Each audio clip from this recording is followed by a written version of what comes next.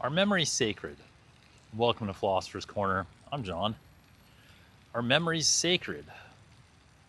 So, memories are our brain's ability to catalog and recall experiences.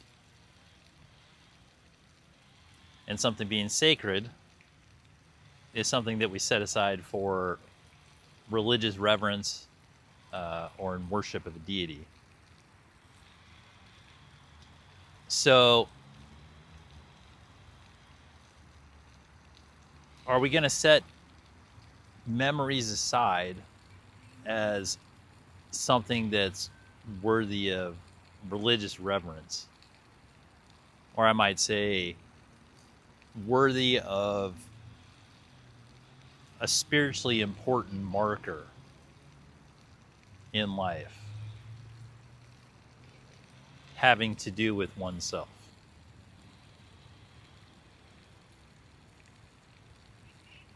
So I think that's a fair question. So when we begin with memories, which I think is a fascinating topic, because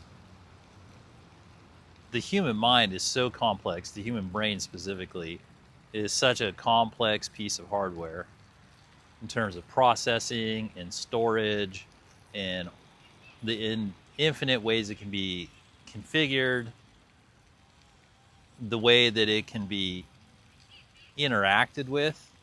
It can be interacted with just with basically, frequencies coming directly to it. It can be interacted with the five senses putting input into it and it registering it as the reality.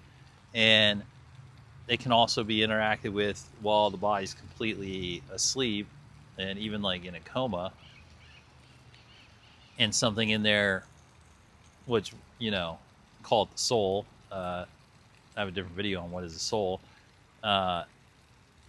is interacting with it, where the body's completely shut down, minimal life vitals continuing, and yet the brain can still be interacted with by the person inside there in an experience that's, from their description, it's not that different than actually being alive and walking around when you really think about it, because they're basically in their own dream, most of them say, which means they're having this like visually representative experience, immersive experience that they're having inside their own brain.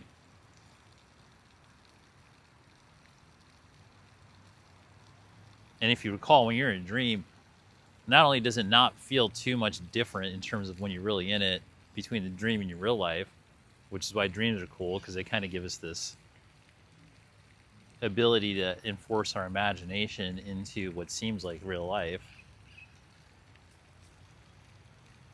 But it's completely immersive in the sense that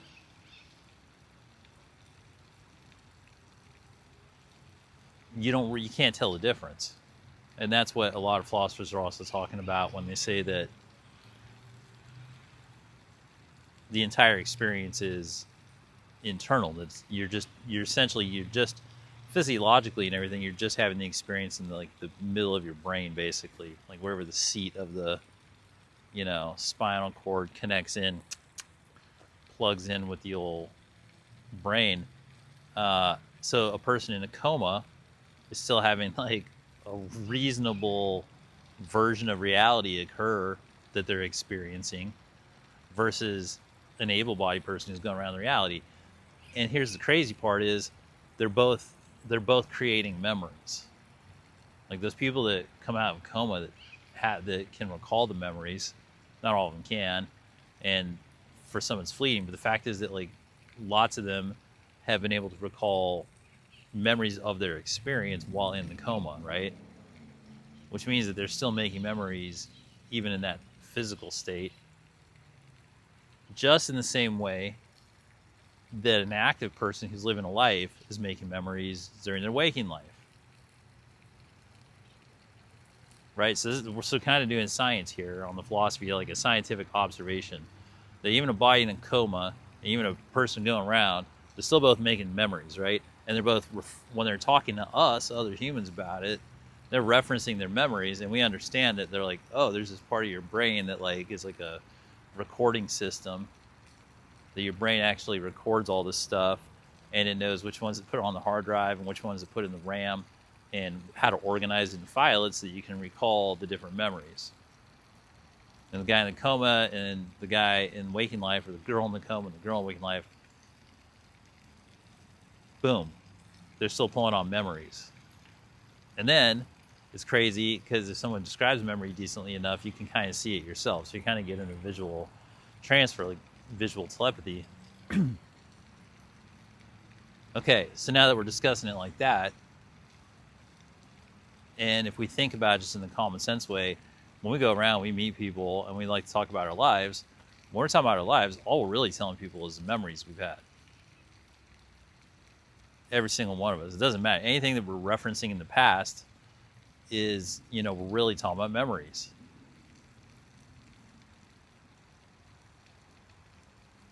All the time. And then certain ones amongst us, we take our dreams so real that we share those with our friends, and we count those as memories, not unlike the coma guy.